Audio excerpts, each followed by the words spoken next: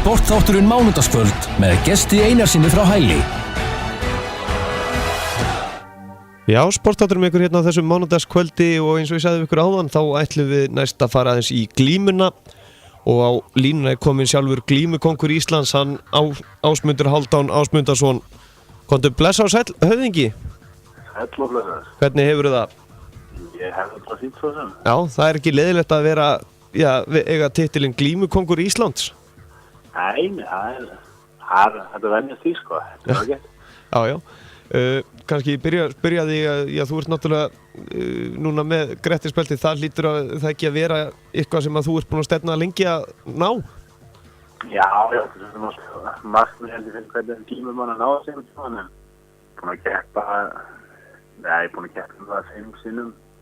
Náði ég loksins núna, það er að nálægt áður en náða að landa í þetta árið. Nákvæmlega. Og já, svo er nú ekki verra kærastæðin, hún er það ekki, glímudrottningin? Jó, það passar. Þannig að þið eru, sem sagt, kongur og drottning, þjóðaríþrótt okkar Íslendinga? Já, það er einmitt svo leiðis. Já, nákvæmlega. Það er ekki verra. Nei, einmitt. Herðu, en þið voru að keppa það ekki núna á Evrópumeistaramóti í Backholt og þið tókuð bara titilinn heim sem Evrópumeistarar? Já, við náðum sem sagt, við vorum að keppa þetta getur rauninni Evrópumóti í keltnesku fangtöðum sem við keppt bæði í Backholt og Kúren og við náðum að unnum sem sagt bæði okkar flokka í Backholtinu sem var bara hrikalega vel gert. Nákvæmlega. Og kannski spyrja þig, hvenær byrjaði þú sjálfur í glímu? Ég byrjaði þegar ég var 10 ára. Maður byrjaði ekki mikið fyrir allavega að keppa þegar maður kom í 15 dag, sko. Ég byrjaði bara þá að leiða í móti. Já. Og hvernig kom það svona til? Það var svona blandar í að heima reyða fyrir mikil glímumenning. Þetta er stund kappi en þú eldri bræðir sem að ég er í glímunni eða voru í glímunni þá og ég er alveg heldur. Þeir svona, manni fannst heillandi að sjá það í þannig að maður setja það í fótbolta höfðar líka. Já, og þú ert náttúrulega ekki leiðilegt að vera, þú skellir þeim kannski báðum í gólfið alltaf? Já, það er svona þetta verið þannig. Já. Það er eins og staðinu núna. Já, nákvæmlega. En, glíman sjálf, þetta er, það er búið að vera svolítið gróska í glímunni, það er búið að vera svolítið fjölgun eins og í krökkum og fleira alls staðar á landinu. Jú, ég held það. Það er svona, þetta gengur á upp og niður, svona, illa ára. Þetta er alveg, það er gott starf núna og það er bara búin að halda áfram. Þetta er náttúrulega snýst allt bara það að þetta sé opið fyrir krökkunum og fleiri stöðum og það er að bætast við staði sem eru að kenna glímu, þannig að það er bara jákvæmt. Nákvæmlega. En hvað er svona framöndarhauðin núna? Nú er það ekki tímabilið hálfpartinn búið eða ertu á fullu ennþá að æfa?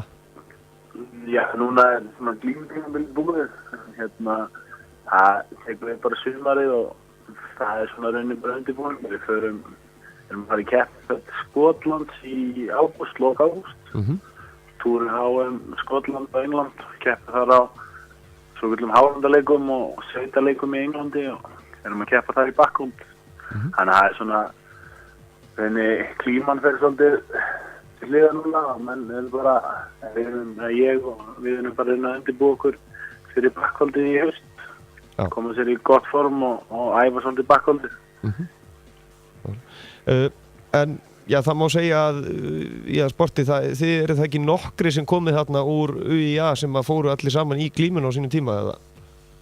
Já, það er svona kjarni sem hefur komið þarna upp úr UIA sem að svona, við erum svona 6 strákar sem höfum farið í gegn og erum menn að keppa svona að viti.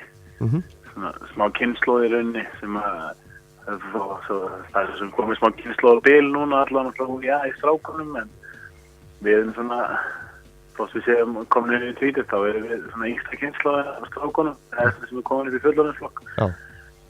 Við höldum áfram og hann er gaman að þetta hana. Já, nákvæmlega. En svona, það má segja að glímu íþróttina, það er kannski, það er alltaf verið það ekki alltaf að kynna þetta í skólum með þá? Jú, það er reynt að halda því við.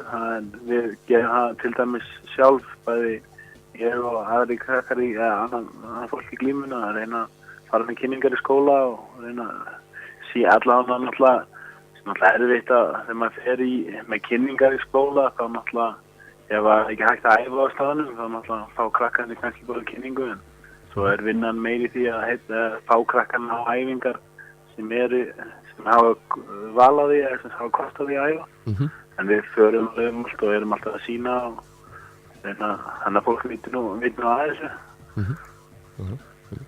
En mótinu aftur sem þið voru að keppa í, þetta var, segiru, Evrópumeistaramótið í hverju, segiru? Evrópumeistaramótið keltneskum fangblöðum. Það er sem samband sem heitir Fylk, sem sem á rauninni Evrópusambandi yfir keltnesk fangblöð. Þau halda þetta mót og þetta var stórt og veglegt núna, þetta var 30 ára afmælismót og bara, þetta var svolítið speysað ef maður slettir, þetta var rosalega stórt og flott. Og það eru það ekki þó nokkrið þáttakendur úr mörgum löndum eða hvernig er það? Já, eins og í mínum flokki vorum við vorum 8 löndum í mínum flokki, 8 keppendur og þetta var svolítið meira alþjóðlegt en Evrópumót. Það var komið keppendur bæði frá Kongo og Bandaríkjum að keppa í mínum flokki en við vorum 8 í flokkun sem var bara mjög gott. Já, nákvæmlega. Ertu í einhverjum öðrum íþróttum eða hefur glíman alveg bara, átti alveg eins og að leggur sig?